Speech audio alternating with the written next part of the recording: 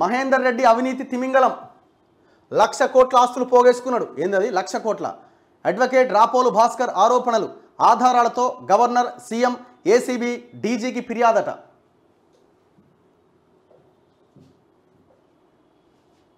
రాపోలు భాస్కర్ గారు ఈయనే. డీజీపీ ఏమంటున్నారు? ఆరోపణల్లో నిజం లేదు. అధికారాన్ని అడ్డం పెట్టుకొని తాను అక్రమాలకు పాల్పడినట్లుగా జరుగుతున్న ప్రచారంలో ఎలాంటి నిజం లేదని TSPSC chairman, retired DGP Mahender Reddy స్పష్టం చేశారు.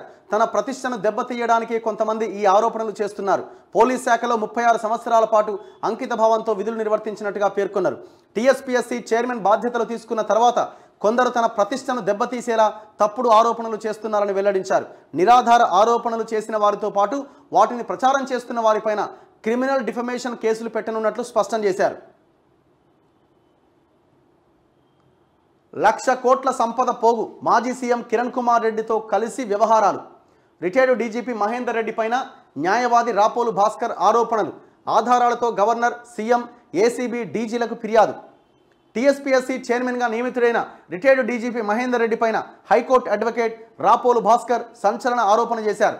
పోలీస్ శాఖలో డీజీపీ పోస్టు సహా వివిధ హోదాల్లో పనిచేసిన మహేందర్ రెడ్డి అధికారాన్ని అడ్డం పెట్టుకుని లెక్కలేనన్ని అక్రమాలకు పాల్పడ్డారని పేర్కొన్నారు. 1,00,000 కోట్లకు పైగా విలువ చేసే సంపద పోగు చేసుకున్నాడు.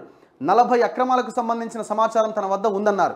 అక్రమాలపైన సమగ్ర విచారణ జరిపించాలంటూ గవర్నర్ తమిళిసై సౌందరరాజన్, ముఖ్యమంత్రి Revanth Reddy, ACB DG CV ఆనంద్లకు ఫిర్యాదు చేశారు.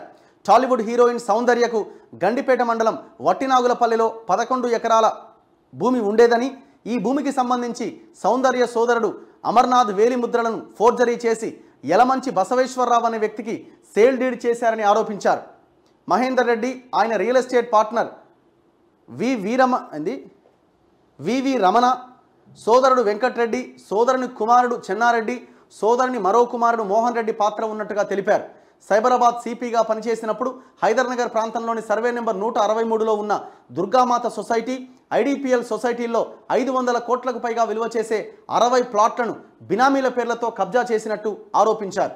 హయత్నగర్ అబ్దులాపూర్ మెట్లో 600 ఎకరాలకు సంబంధించి జరిగిన డీల్లో మహేందర్ రెడ్డి అల్లుడు ఉన్నట్టుగా తెలిపారు. చేవెళ్ల మండలంలోని దామరగిద్ద, ఇబ్రహీంపల్లి, నాంచేరి గ్రామాల్లో 100 ఎకరాల్లో కోట్ల విలువైన భూములు సొంతం చేసుకున్నారు. గ్యాంగ్స్టర్ నయీంతో యాదగిరిగుట్ట మండలం రాయగిరిలో 18 ఎకరాల భూమిని తన పేర రిజిస్ట్రేషన్ చేయించుకున్నట్టుగా వివరించారు. 100 ఎకరాలు సొంతం. JNTU campus, Saidabad, Malakpet housing board colony, Ameerpet, Dilsukh Nagar, Nizampet, Mokila, Shankarpalli, Tellapur, Gachibowli, Madhapur, వట్టినాగులపల్లిలో భవనాలు, ప్లాట్లు, అపార్ట్మెంట్లు, జాగాలు పదుల సంఖ్యలో ఆయన బినామీల పేర ఉన్నాయన్నారు. ఆయన స్వగ్రామం కిష్టాపూర్లో 100 ఎకరాల మామిడి తోటను కొని అందులో ఫామ్ హౌస్ కట్టించుకున్నట్టుగా తెలిపారు. వికారాబాద్ మండలం బూరుగుపల్లి గ్రామంలో తన బంధువుల పేర 500 కోట్ల రూపాయలకు పైగా విలువ చేసే 200 ఎకరాల వ్యవసాయ భూములు కొన్నట్టుగా తెలిపారు. మాజీ సీఎం కిరణ్ కుమార్ రెడ్డితో కలిసి ఉమ్మడి ఆంధ్రప్రదేశ్ ముఖ్యమంత్రిగా పనిచేసిన కిరణ్ కుమార్ రెడ్డితో కలిసి పటాన్ చెరువు ప్రాంతంలో 50 ఎకరాల కమర్షియల్ ల్యాండ్, రాయదుర్గం గ్రామంలో 15 ఎకరాల భూమిని కొని ప్లాట్లుగా చేయించి అమ్మించారన్నారు. అమీన్పూర్ ప్రాంతంలోని ఐలాపూర్లో వివాదంలో ఉన్న 800 ఎకరాల భూ వివాదాన్ని సెటిల్ చేశారన్నారు. ఈ వ్యవహారంలో అప్పటి మెదక్ ఎస్పీ సుమతి ఆయనకు సహకరించినట్టుగా ఆరోపించారు. శంషాబాద్ మండలం ముచ్చింతల్లో 40 ఎకరాల భూమిని కొని కొంతకాలం క్రితం ఒక రియల్ ఎస్టేట్ సంస్థకు డెవలప్మెంట్ నిమిత్తం ఇచ్చారని తెలిపారు. వీళ్లే బినామీలు.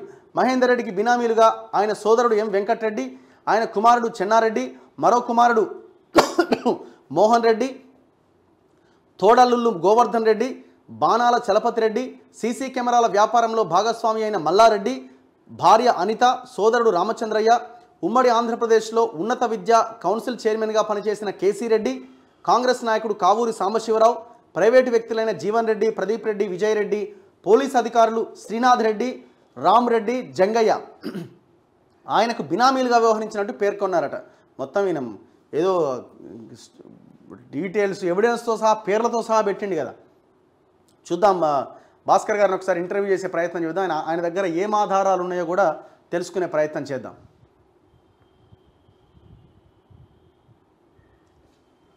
అసలు ఇట్లాంటి ఎలిగేషన్స్ ఉన్నప్పుడు నియమించడమే పెద్ద తప్పు ఈ గవర్నమెంట్ చేసింది. మనం ముందు నుంచి చెప్తున్నాం కదా. అరే ఆల్రెడీ సంవత్సరాల తరబడి ఒక డిపార్ట్మెంట్లో పనిచేస్తున్నారు, వాళ్ళ మీద రకరకాల ఎలిగేషన్స్ ఉన్నాయి.